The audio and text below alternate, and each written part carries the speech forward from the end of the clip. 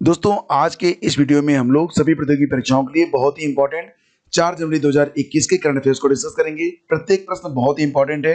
कोई भी प्रश्न परीक्षा में पूछा जा सकता है, इसलिए आप प्रत्येक प्रश्न को ध्यान से देखिए और ये भी आप गेस करिए कि कितने प्रश्नों के उत्तर आप दे सकते हैं।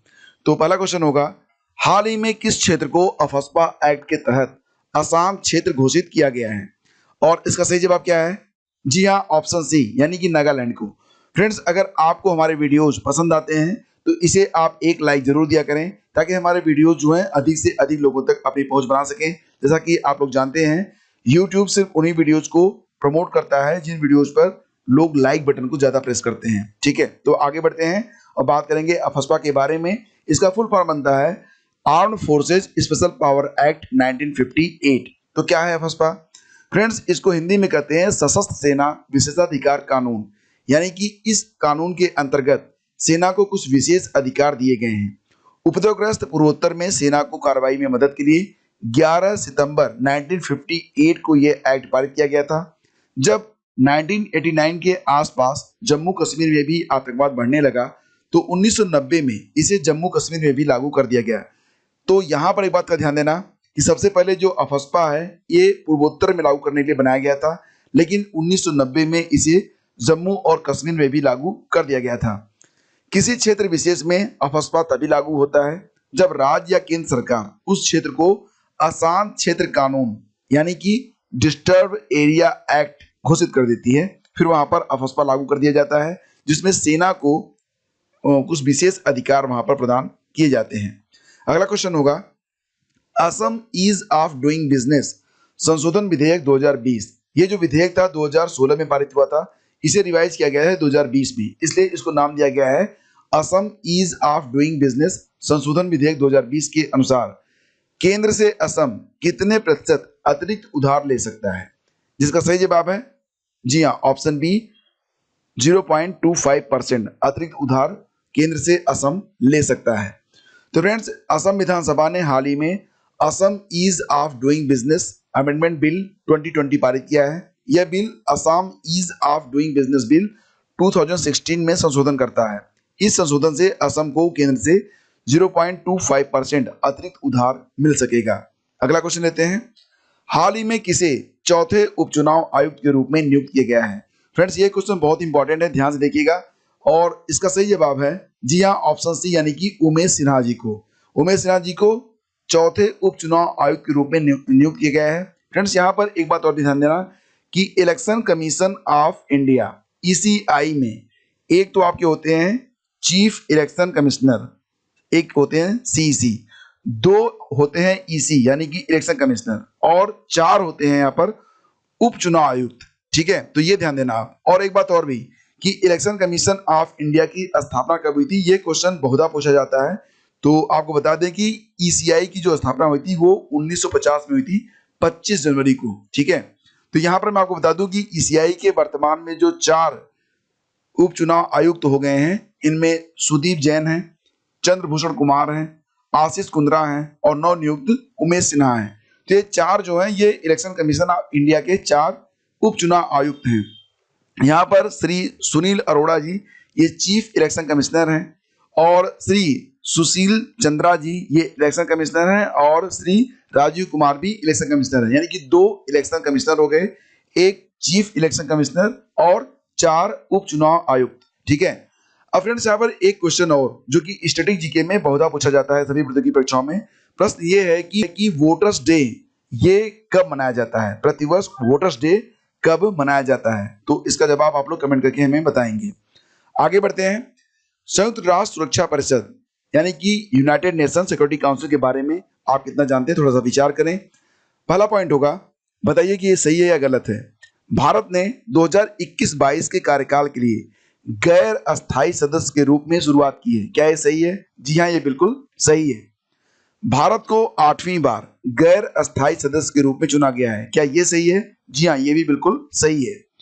यूनाइटेड नेशन सिक्योरिटी काउंसिल के गैर अस्थायी सदस्यों का कार्यकाल कितने वर्ष का होता है? 2 वर्ष का होता है। क्या ये सही है? जी हाँ, ये भी सही है। यानी कि यहाँ पर जो तीनों विकल्प हैं ये बिल्कुल सही है, तो हम सही जवाब देंगे ऑप्शन सी, सभी विकल्प यहाँ पर सही हैं। दोस्तों, भारत के साथ नॉर्वे केन्या, आयरलैंड और मैक्सिको संयुक्त राष्ट्र सुरक्षा परिषद के अस्थायी सदस्य बने हैं। इन पांचों देशों के अलावा Estonia, Niger, Saint Vincent and the Grenadines, Tunisia और वियतनाम भी अस्थायी सदस्य देश हैं। अस्थायी में कौन कौन से हैं? चीन, फ्रांस, रूस, ब्रिटेन और अमेरिका, ये सिक्योरिटी काउंसिल के अस्थायी सदस्य हैं। दोस्तों, भारत अगस्त 2021 में संयुक्त राष्ट्र सुरक्षा परिषद की अध्यक्षता संभालेगा और इसके बाद 2022 में एक महीने के लिए वो यूनाइटेड नेशन सिक्योरिटी काउंसिल का अध्यक्ष भी होगा। तो ये आप जरूर ध्यान देना, ये काफी इंपॉर्टेंट पॉइंट है। आगे बढ़ते हैं। आईयूसीएन सपोर्टेड एशिया संरक्षित क्षेत्र साझेदारी यानी कि एशिया प्रोटेक्टेड एरियाज पार्टनरशिप एपीएपी के सह अध्यक्ष यानी कि को चेयर के रूप में किस देश ने 3 वर्ष की जिम्मेदारी संभाली है? तो ये question very very very important में आएगा। ठीक है, ध्यान से देखिए इसको। यहां पर बात हो रही है एशिया संरक्षित क्षेत्र साझेदारी यानी कि एशिया प्रोटेक्टेड एरियाज पार्टनरशिप, जिसको आप एपीएपी कहते हैं, इसके सह अध्यक्ष के रूप में, यानी कि अध्यक्ष कौन है? अध्यक्ष है आईयूसीएन और सह अध्यक्ष कौन है?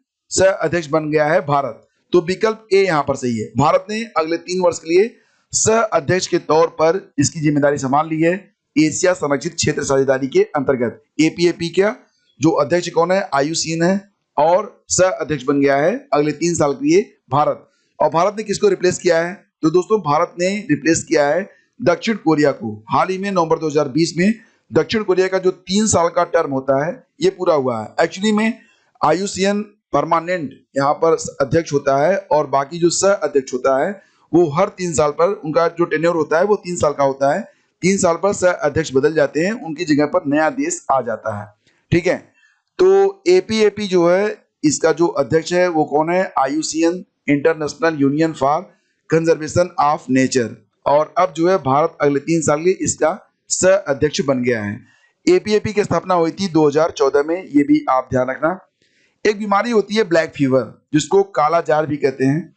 तो यहां पर आपको विचार करना है काला जार के बारे में। उत्तर प्रदेश और पश्चिम बंगाल काला जार नामक बीमारी को लगभग समाप्त कर चुके हैं। ब्लैक फीवर, क्या ये सही है? हाँ, ये सही है। काला जार एक संक्रमण बीमारी है जो परजीवी लेशमैनिया डोनोवानी के कारण होता है। क्या ये सही है? जी हाँ दोस्तों, ये सही है, लेकिन इसका जो वाहक है वो क्या है? एक सैंड फ्लाई होता है, ये इसका वाहक होता है। तो यहाँ पर दोनों विकल्प सही हैं, यानी कि हम विकल्प सी को यहाँ पर आंसर करेंगे। ठीक है, अब यहाँ पर मैं आपको बता दूं कि काला जार का परजीवी ये बालू मक्खी यानी कि सैंड फ्लाई जो होता है उसके द्वारा फैलता है। इस परजीवी का जीवन चक्र होता है वो मनुष्य और बालू मक्खी के ऊपर निर्भर करता है। ठीक है, तो ये जरूर याद रखना आप, बहुत इंपॉर्टेंट क्वेश्चन। हाल ही में पोंग डैम लेक पर 746 से अधिक जो प्रवासी पक्षी होते हैं वो मृत पाए गए हैं। हालांकि इनके मृत होने का कारण पता नहीं चला है, इसकी जांच करवाई जा रही है। अब क्वेश्चन यहाँ पर ये बनता है कि पोंग डैम लेक ये कहाँ पर स्थित है? तो दोस्तों, पोंग डैम लेक इसको राणा प्रताप सागर के नाम से भी जानते हैं, महाराणा प्रताप सागर, जो कि हिमाचल प्रदेश में स्थित है। तो इसका सही जवाब ऑप्शन सी होगा, हिमाचल प्रदेश। दोस्तों, पोंग डैम लेक जिसे महाराणा प्रताप सागर के नाम से जाना जाता है, इसकी स्थापना 1975 में हुई थी। ये आपको कहां पर मिलेगा? ये आपको कांगड़ा जिले में शिवालिक वेटलैंड क्षेत्र के निकट ब्यास नदी के तट पर आपको मिलेगा। और जो मृत पक्षी पाए गए हैं उनके जो नमूने हैं उनको बरेली में भारतीय पशु चिकित्सा अनुसंधान संस्थान और जालंधर में RDDL और भारतीय वन्यजीव संस्थान यानी कि WII को देहरादून में जांच के लिए भेज दिया गया है। तो यहाँ पर जांच की जा रही है कि आखिर इतनी बड़ी संख्या में प्रवासी पक्षियों की पोंग डैम लेक पर मृत्यु कैसे हो गई। अगला क्वेश्चन लेते हैं। निम्नलिखित में किस क्षेत्र केंद्र शासित प्रदेश ने, कौन सा यूनियन टेरिटरी है जिसने नेफेड के साथ एक समझौता ज्ञापन पर हस्ताक्षर किया है? तो दोस्तों, ये है जम्मू और कश्मीर। तो ऑप्शन ए यहाँ पर बिल्कुल करेक्ट है, जम्मू कश्मीर। तो जम्मू कश्मीर के जो लेफ्टिनेंट गवर्नर हैं मनोज सिन्हा और नाफेड के जो चेयरमैन हैं श्री विजेंद्र सिंह, इन्होंने एक MOU पर हस्ताक्षर किए हैं। दोस्तों, नाफेड की स्थापना हुई थी 1958 में, तभी जब DRDO की स्थापना हुई थी, और हेडक्वार्टर दोनों का नई दिल्ली में है। इस प्रकार से आप इसको जब आप इसे इंटरकनेक्ट करके याद रखेंगे तो चीजें आपको बहुत ही आसानी से याद रहेंगी।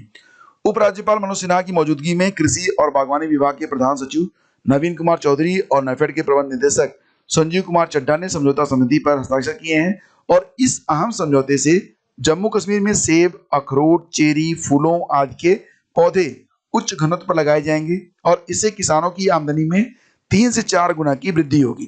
नेफेड जम्मू कश्मीर में अगले 5 सालों में सेब, अखरोट, चेरी और अन्य बागवानी उत्पादों को बढ़ावा देने के लिए 1700 करोड़ रुपए का निवेश भी करेगा। ठीक है, आगे बढ़ते हैं।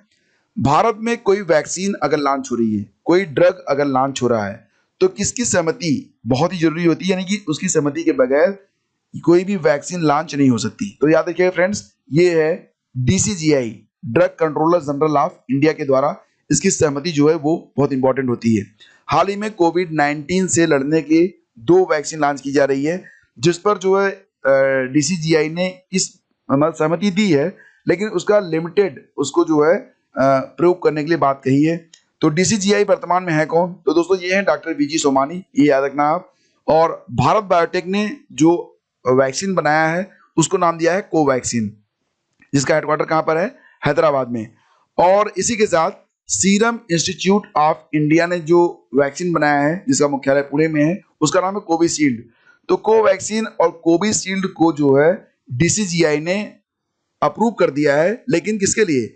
इमरजेंसी यूज के लिए। तो ये आप जरूर याद रखना, काफी इंपॉर्टेंट क्वेश्चन है। आगे बढ़ते हैं। कोची मैंगलोर प्राकृतिक गैस पाइपलाइन, तो हालांकि ये पूरी तरह से बन के तैयार है, बस इसका उद्घाटन होना है और इसका उद्घाटन कल हो जाएगा 5 जनवरी 2021 को। तो क्वेश्चन यहाँ पर ये है कि कोची मैंगलोर प्राकृतिक गैस पाइपलाइन का उद्घाटन 5 जनवरी 2021 को प्रधानमंत्री मोदी के द्वारा होगा। इसे बनाया किसने है? तो फ्रेंड्स, इसे बनाया है gas authority of India limited ने, जिसको आप कहते हैं गेल। गेल के द्वारा ये बनाया गया है और ये कुल 450 किलोमीटर लंबा है। इसको बनाने में 3000 करोड़ रुपए से अधिक खर्च हुए हैं और ये केरल और कर्नाटक को कनेक्ट करेगी। तो दोस्तों, केरल के जो राज्यपाल हैं श्री आरिफ मोहम्मद खान और मुख्यमंत्री कौन है? श्री पिनरई विजयन।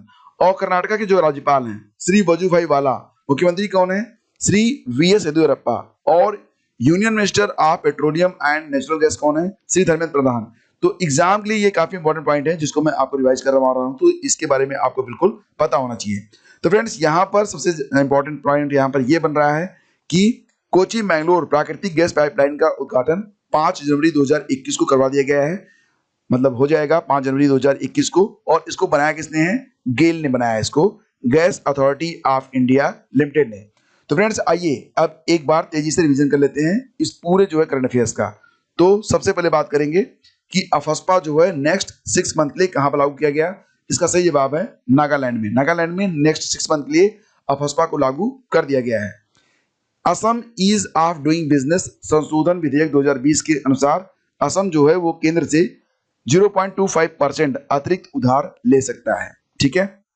हाल ही में उमेश सिन्हा जी को उप चुनाव आयुक्त के रूप में नियुक्त किया गया है। उप चुनाव आयुक्त की संख्या कितनी होती है? 4 होती है और ये हैं सुदीप जैन, चंद्रभूषण कुमार, आशीष कुंद्रा और उमेश सिन्हा।